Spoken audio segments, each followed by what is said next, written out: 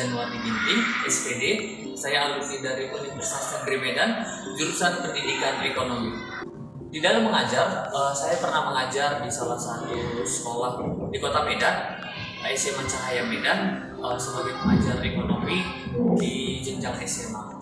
Dan sekarang saya mengajar di SMP Kalangkudu sebagai pengajar ekonomi di semua jenjang kelas dari kelas 7, kelas 8, dan kelas 9.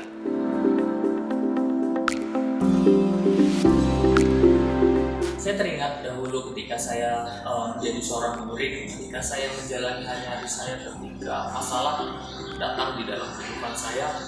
Ada masa-masa ketika tidak ada orang yang hadir dalam perjalanan hidup saya. Dengan melihat dan menjalani pengalaman seperti itu, saya rindu saya memiliki seorang guru yang hadir di masa-masa sulit saya dan boleh mendampingi dan boleh memberikan mana hal yang harus saya lakukan dan hal yang tidak saya lakukan, mana yang benar dan mana yang tidak benar. Itu yang memotivasi saya untuk menjadi seorang guru, menjadi guru yang hadir bagi siswa, bukan hanya sebagai pengajar, tapi guru yang mendengarkan mereka, guru yang mengerti apa yang menjadi kondisi mereka.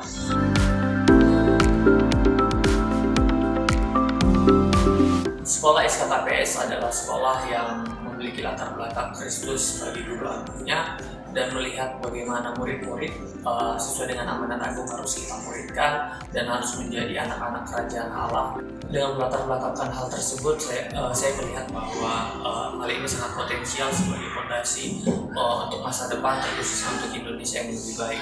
Karena mereka adalah generasi penerus bangsa, mereka akan melanjutkan hal-hal yang sudah kita tinggalkan nanti di masa yang akan datang.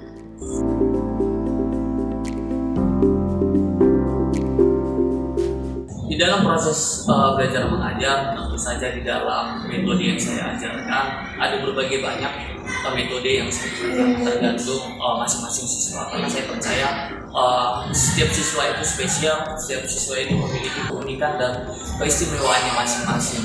Untuk memastikan mereka terlibat dan termotivasi di dalam proses belajar mengajar, saya selalu melakukan yang pertama, biasanya saya melakukan games sehingga mereka menganggap bahwa belajar itu bukan sesuatu yang tidak menyenangkan, dan juga mengerjakan diferensiasi tentunya bahwa tiap orang berbeda, tiap orang memiliki kesukaan dan keinginan dan kemampuan yang berbeda-beda.